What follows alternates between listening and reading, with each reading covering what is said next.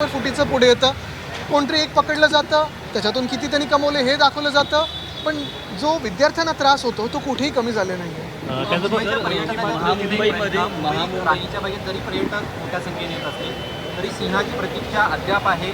मुख्यमंत्री आणि महापौरांनी गुजरात सरकारला अनेक वेळा पत्र दिले, मात्र कुठलाही रिप्लाय त्यांना अद्याप आलेला नाही. आता गुजरातकडून मुख्यमंत्र्यांना रिप्लाय येत नसेल तर अजून कोणाला येणार?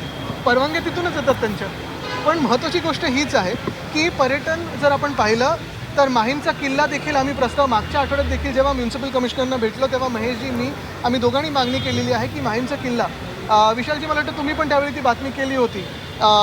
आमच्या काळात तो साफ स्वच्छ चांगला करून घेतला, तिकडे जे रहिवासी होते त्यांना चांगली घरं दिली, पण पुढे अजून काही झालेलं नाही आहे. तसंच पर्यटकांमध्ये आपण पाहिलं असेल पेंग्विन जेवढं मुंबईसाठी कमवतात तसं चित्ते कमवतात का विचारा. महामुंबईमध्ये एक असं करू. एक मिनिट, महापौर बंगलाच्या दुरुस्तीसाठी जवळपास 3.5 कोटींचा खर्च येतोय. तर या संदर्भातला आवाज उठवण्यामध्ये काही आवाज उठवण्याचा नाही. आपण पाहिलं असेल सत्ताधाऱ्यांमध्ये पण भाजपमध्ये पण काही ठराविक लोकांना जास्ती फंड, काही ठराविक लोकांना कमी फंड, हे त्यांच्यामध्येच भांडण चालू आहेत आणि आम्ही तर आवाज उठवत आहोत. पण महत्त्वाची गोष्ट म्हणजे आम्ही जो आवाज उठवत आहोत तो स्वतःसाठी नाही उठवत, तो मुंबईसाठी उठवतो. परवा देखील आपल्याला आठवत असेल सभागृह ठरलं होतं आणि भाजपचा काहीतरी कार्यक्रम म्हणून सभागृह रद्द केलं. असं किती वेळा आपण पाहिलेलं आहे. म्हणजे मुंबईचे विषय नंतर भाजपचे कार्यक्रम पहिले, हे किती योग्य आहे? सरकारच्या काळामध्ये वर्क फ्रॉम होम लागू करण्यात आलं, मात्र त्यालाच विरोध केला होता. हो, तेच सरकार बोलेल की तुम्ही कामं घरून करा, पण बाकीचं सगळं स्थळं जी असतं धार्मिक स्थळं वगैरे ही उघडी ठेवा. मुद्दा असा आहे आम्ही जीव वाचवले होते आणि 2 महिने आम्ही सांगतोय की अजूनही जीव आणि आपली आर्थिक घडी जी आहे ती विस्कटाची नसेल तर प्रधानमंत्र्यांनी बोलावं. ते काल परवाकडे बोलले. धोकादायक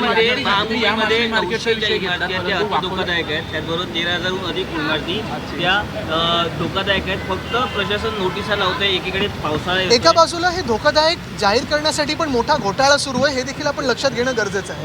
ज्या सेस आणि नॉन सेस बिल्डिंग आहेत त्याच्यात कुठे ना कुठेतरी सरकारी अधिकारी काहीतरी घोटाळा करून धोकादायक करायचा, लँडलॉर्डची बाजू घ्यायची, म्हणजे ह्या सगळ्या टेनेंट्सना घराबाहेर काढायचा, हा एक विषय प्रलंबित आहे.